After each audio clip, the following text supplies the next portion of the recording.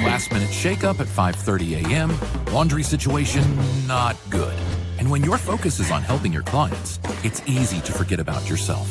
But NASM knows trainers. Morning, Ryan. It's okay. And staying in front of the day isn't always as simple as 1, 2, 3. So when the unexpected has you pressing pause, What's the latest on creatine? I'm going to get back to you on that. let NASM 1 help you press play. Visit NASM.org to sign up for a membership today. You're listening to Random Fit with hosts Wendy Batts and Ken Miller, winner of a Gold Markham Award for Digital Media.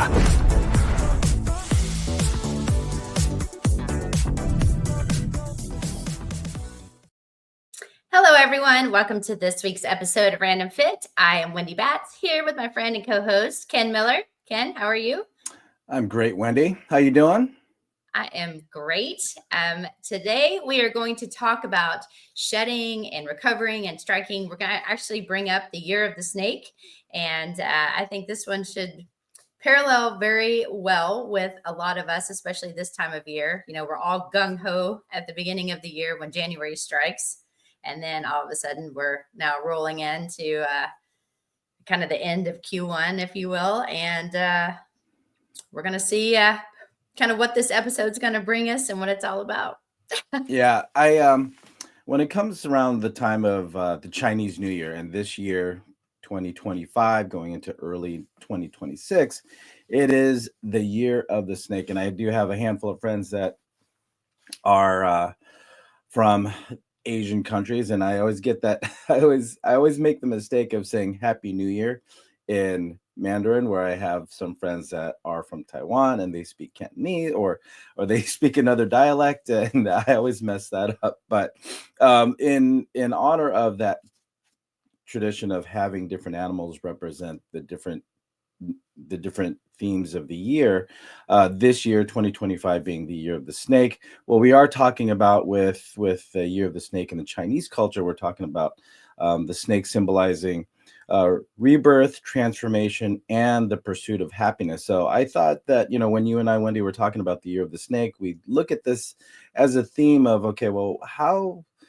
can somebody look at themselves and take the fitness perspective of the year of the snake and make the changes that are appropriate or representative of the snake? So when it comes to looking at your current fitness routine, your current levels of health and wellness and performance, I thought we'd, Wendy, we'd talk about it from the year of the snake perspective. So I'm curious to hear your thoughts when it comes to some of the traditions behind the symbol of the snake.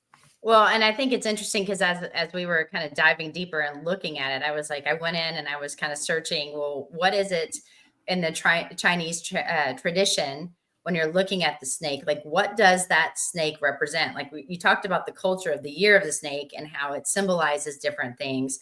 But if you're thinking about what the snake represents, it's intelligence, adaptability, and renewal, often seen as a creature of deep wisdom and mystery. Sounds just like me, Ken.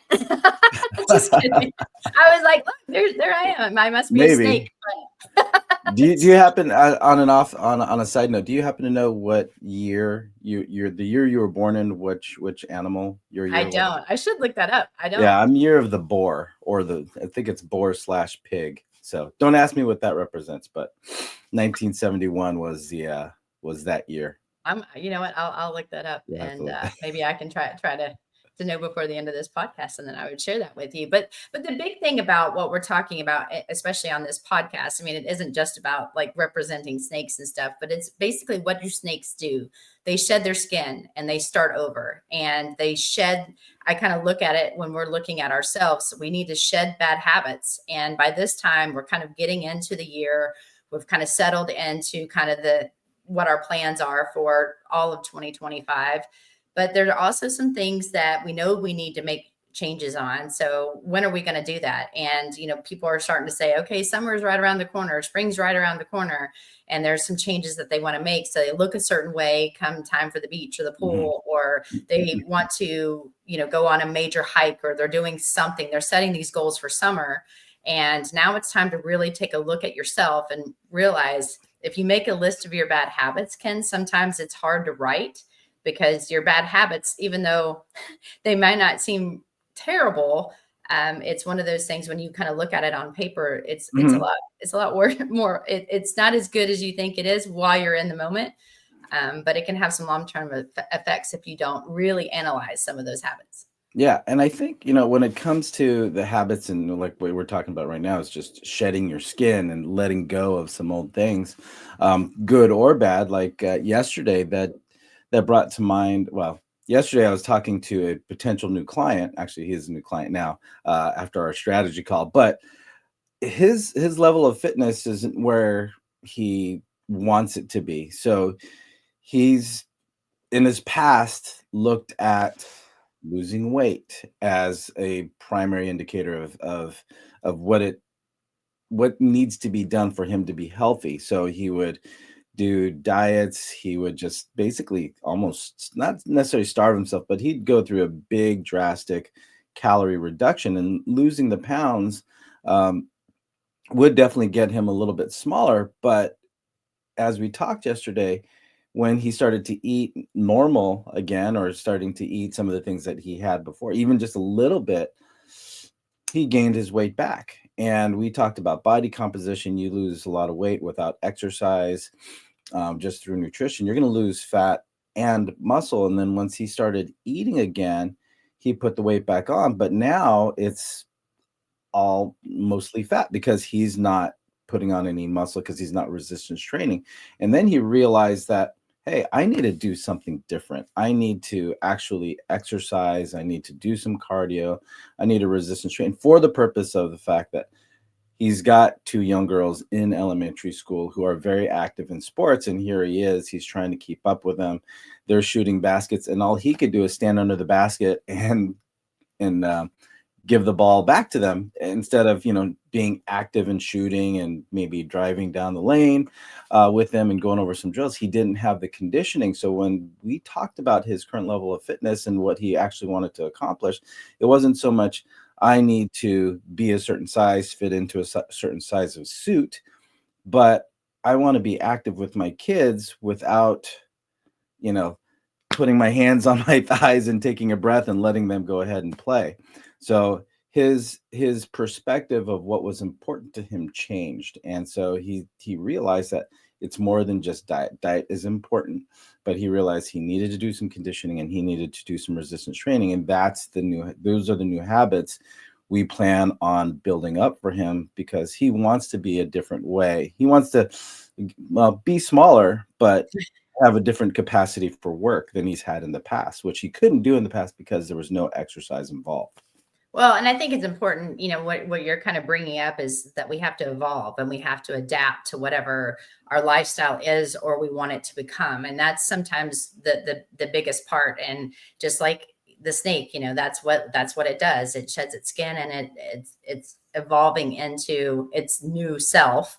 And you have to be comfortable within your skin. And I think that's the biggest thing. And, and I hear this a lot, especially if I'm working with somebody brand new and I'm sitting down and I'm doing this objective assessment, finding more about them. They're like, well, I used to lift really heavy because they may have played football when they were in high school, or they're in football, or played football when they were in college. And it's like, wow, that sounds great. What are you doing now? Well, when they go to the gym, they're doing the heavy chest presses and the heavy squats and the heavy deadlifts, but they had taken such a long break. Their body cannot do it, work the same muscles, or they're not getting the same results that they did when they were 20 or 30 years younger. And we have to adapt to a new programming style based on the assessments and where they're starting. And sometimes that's hard to do when you sit down and you look at what you were able to do in the past. And sometimes you're not able to do that at the present.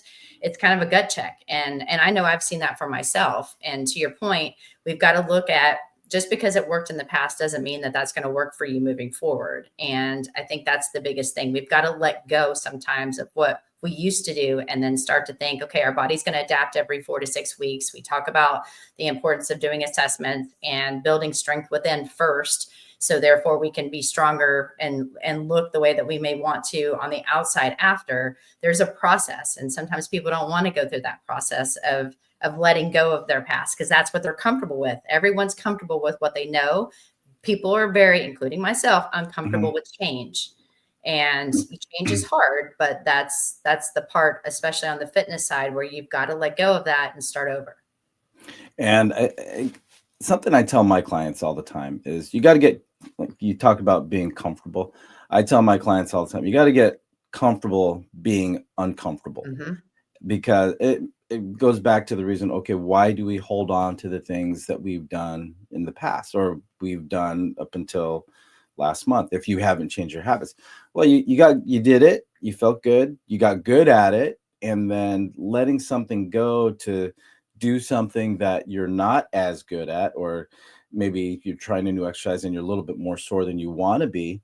But those are the things that we have to do. You can't let go. Well, the way things work is that it's hard to build a new habit without letting go of an old one. So, your old comfy blanket, right, Wendy? You ever have one of those, your little whoopee, your little teddy bear that you took with you all over the place, right? You got to leave that behind. You got to leave it in the past in order for you to grasp something new. Otherwise, you're going to keep going back to that old thing. So be okay with doing something that you're not good at. It's going to take time. I tell my kids that all the time. You got to try new things. You're not going to be good. You're actually going to be the opposite of good. But once you give it a few repetitions, give it a few days of practice, you're going to start to see some change. You just have to be consistent with it. Try it out. It's not going to feel good. It's not going to, comfort wise, coordination wise, it's not going to feel as orchestrated a movement as that last movement. But to do something new it's going to take some time, but you have to be comfortable within that short time frame of when you're not good, to where you can see a little bit of change. And a lot of times that's enough motivation to say, oh, I am getting better. Okay, maybe this isn't so bad. This doesn't suck as much as I thought it was going to be. Yes, 100%. Yeah. And today on Random Fit with myself, Wendy Batts, and Ken Miller, we are talking about the year of the snake, and we're going to talk about how that parallels greatly with fitness and looking at your overall health and wellness journey. But before we get into the next part, Ken, because I found it pretty funny. There was like a joke that I was looking at when I was going through some of the material. So I'll bring that up when we get done. But this episode of Random Fit is brought to you by NASM One, which is the membership for trainers and coaches. Members enjoy unlimited access to hundreds of career resources, get the Edge app to schedule and program clients, enjoy half off all certifications and specializations, access free CEUs, and more. All of this for just $35 a month. Go to nasm.org/membership to learn more about NASM One. Ken, we talk always, and I know you are super passionate. You do a ton of presentations, especially on regeneration, recovery. And when I was looking at it, it's like, thinking of a snake, I was like, well, obviously we've never seen a snake foam roll. So that's kind of not a thing, but we do see them rest and rejuvenate. And that parallels greatly, I think, with fitness recovery and how we grow, looking at sleep, looking at what we're eating. I mean, it is really all inclusive. We have talked about that. But when you're thinking about the recovery side, sometimes we talk about it and people are like, oh yeah, I stretch and I do this, but it plays a major role in your overall well-being and your fitness journey. And if you have worked with an NASM trainer or you've listened to Ken and I for years, hopefully, you're going to know that we talk about the importance of doing some sort of myofascial techniques, meaning we're trying to down-regulate overactive muscles by using a percussion device or foam rolling, doing different types of contrast therapy. If somebody wants to go and do a cold plunge, all of that is going to help your body recover and rejuvenate. But you've got to think, are you doing that? Are these habits that you have currently? If not, why? And then what makes sense to you based on what you're doing? And the thing about sleep and recovery, it's so important on both ends of the spectrum, right? So just you being you, if you work I know you work a lot behind the computer, Wendy, and you're also with a lot of clients doing your manual therapy. So you're both very physical with having clients on the table and as a personal trainer, but you also spend, and I know when you and I are talking, I've been behind the computer, I'm grading papers, and you will have been behind the computer for the last 2-3 hours sometimes by the time I get a hold of you. But, you know, and I thought about you, Wendy, when it came to sleep and recovery, because you have clients that they play professional golf, they play professional baseball, basketball, football. And then you also have those clients who are corporate executives. So they do the opposite. They're in meetings, they're sitting down. But when the one commonality between both those genres of clientele that you have is that sleep and recovery, you can't miss on that component of fitness and wellness, because they have so many effects when it comes to recovering. So if they just were on the road for the last 5 days and they're coming to you, how was their sleep, right? How, their body is beat up, right? They're underslept, they're nourished, right?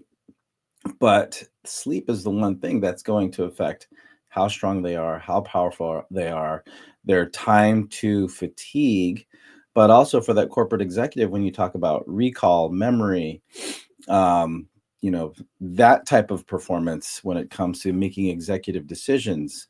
So when it comes to sleep, I mean, we've had podcast episodes on that, as well as talking about recovery and wellness overall. So when it comes to regeneration and recovery, I mean, it's funny because, just the other week I was watching one of those PBS shows where they show, like, in the Amazon, those boas or those anacondas, they'll eat an alligator or something, they'll unhinge their jaw, they'll eat this huge animal, and then they'll just sit there for days. They won't eat for days after that, right? So if you think of eating something that large, and all the energy, and for the sake of our podcast today, that's a lot of energy, right? You've just had your performance on the court and on the field for this, and then that snake has to rest. It has to recover. It has to digest. It has to rebuild and process, and that takes a lot of energy to do that. And same thing that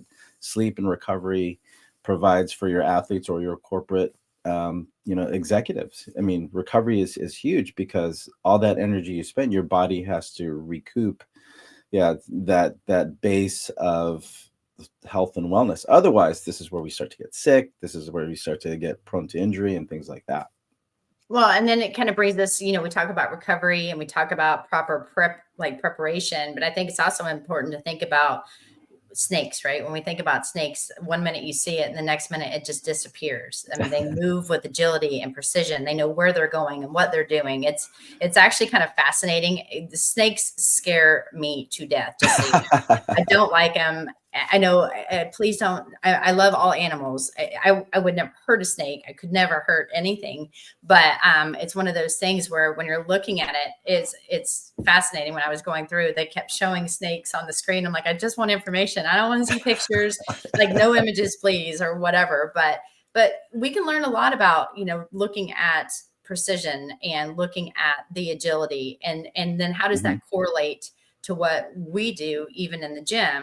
I mean, we just talked about beginning a warm up and doing proper foam rolling and stretching. We're prepping the body. But then when you look at the precision and accuracy of movement, that's when we're getting into our mobility work and really thinking about the functional movement patterns. We've talked about the importance of learning how to hinge, how to squat.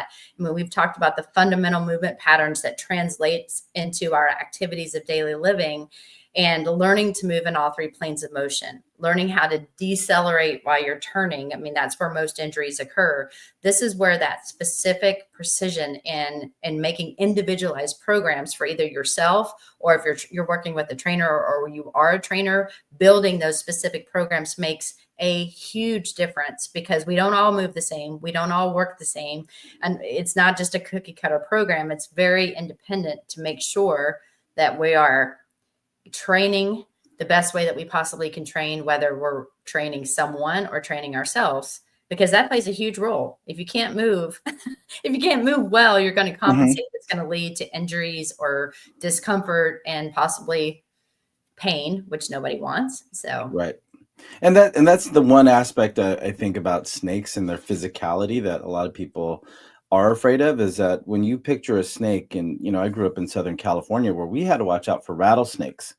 And if you heard that rattle, it's just turn around, go the other way.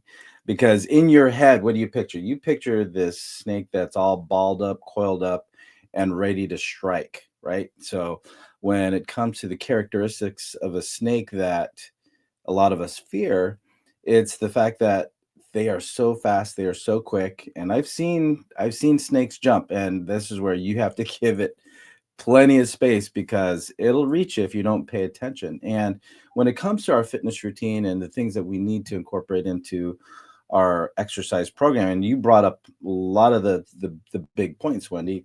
First of all, can you move, right?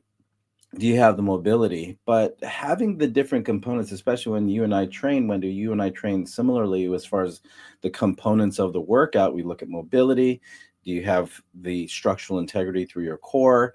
But power and reactive work and being able to jump and get the nervous system to be fast and active when you need it to be reactive.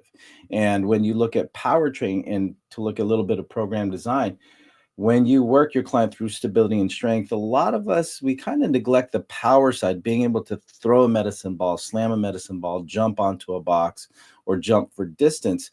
This is where we activate the nervous system to be able to move as fast as we need it to when we need it to. And I think that's where when you mentioned a little bit about injury prevention or injuries, it's because we don't move fast when we need to move fast. I mean, we might be strong, you might be stable, but can you react when the body needs you to react? And one specific example that comes to mind is in fall prevention. It's not just about knowing where your body is in space. It's about, okay, I know I'm falling.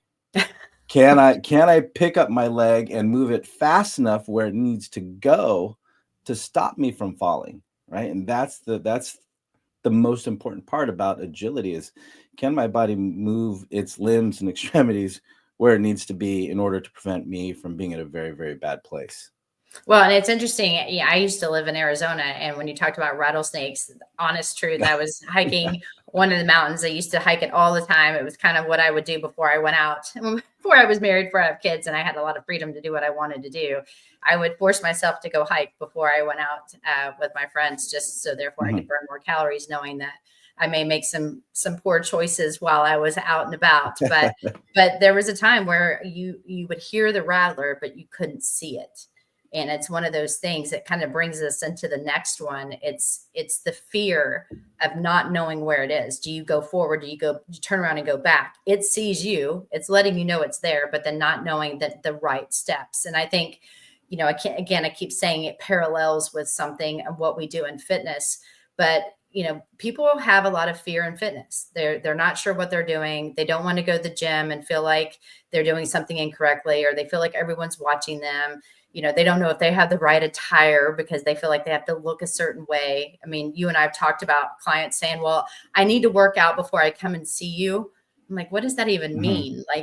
And so I think it's looking at what are the small wins and what can get you out of the mindset of having that fear. Because when we think about the purpose of exercise, it's to, reduce stress, right? Think about mental health. We've talked about that a lot too. And so I think when we're looking at how I've openly said I'm scared of snakes. So when I think about that's position, and it really does freak me and almost paralyzes me when I see one. People have that same fear in fitness, and you know what? Other people out there are like, no, snakes are great. And they do a lot for our environment. They eat the rodents and they get rid of this, and the black snakes are good, and the rattlers, just be careful. But everything serves a purpose. Well, the same thing.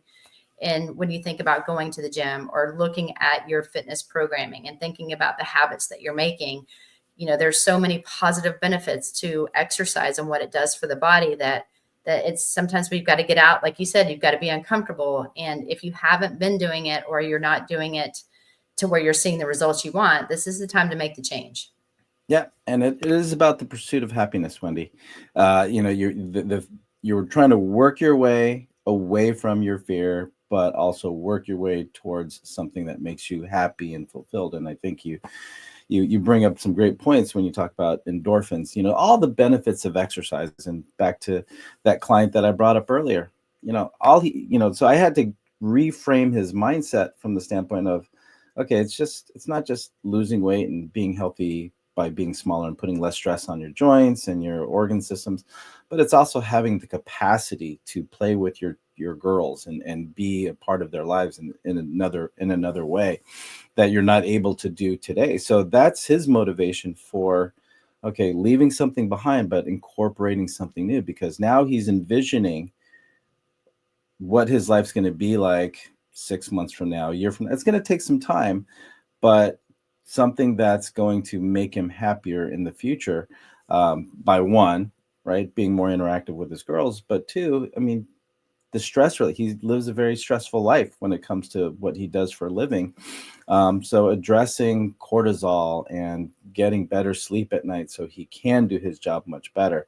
So again, focusing on the positives versus, dwelling on the negatives is what we're talking about when it comes to the pursuit of happiness, when it comes to the characteristics of the year of the snake. Channel your inner Cobra Kai is how you're saying. That's strike right. first, strike hard, no mercy, but in a positive way. I will say this, while you were talking, Ken, I was listening, just so you know, but I looked it up and I found what my animal was in the year that I was born, and guess what it was? What was it? What is it? A snake. I am also a year of the snake. So when I said in the very beginning, when this sounds a lot like me, then there you go. It is, because it is just like me. The irony, that is. You knew. You're a pig, I'm a snake. So there you go. So we're this whole episode we're talking about, Wendy, you just got to shed your old habits. Trust me, when I said write them down, when we went through this, I started making notes like, what are my bad habits? And some of my bad habits are really bad, and other ones I'm like, is that a bad habit? I don't know. But I mean, I think, when we're like kind of concluding this particular podcast, it's important to kind of go back. And I love looking at stuff like that and then analyzing, what are the traditions? What does that animal mean? And then does it correlate with how you are or how you're living your life? And if not, can you shed the bad habits? Are you embracing what we talked about? Are you embracing the recovery? Are you improving your mobility and your adaptability of reacting fast, and then finding joy, like you said, the pursuit of happiness in what you're doing? And if not, then that's some habits or some things that you want to change, because life is short. Ken, we've heard some crazy things going on between both of you and some of our friends and family and everything. Mm-hmm. And now's the time to make the changes that you can, that's only going to better yourself, to help you with longevity. Because, age is just a number, but how you live it is, I want to be as active as I can for as long as I can, for sure. Yeah, you keep doing what you're doing with your tennis and all everything. You're active. You're doing what you need to do. I'm trying. So, all right, Wendy. Well, thanks for sharing your insight and taking us through your year. Your year of this. Who knew? The irony, like I said, it's just so ironic. We're just. I'm not kidding. We just talked about you for this whole episode, Wendy. So for those of you listening to both Wendy Batts, who was born in the year of snake, and I, Ken Miller, here on Random Fit, thank you for sharing your time with us and listening to this episode. So if you want us to talk about something else related to random fitness, let us know. You can also like, follow, subscribe, download, and share. And give us a 5 out of 5 rating if you can. S'il vous plaît. And we would appreciate that so much. So until next time, everybody, take care and be well.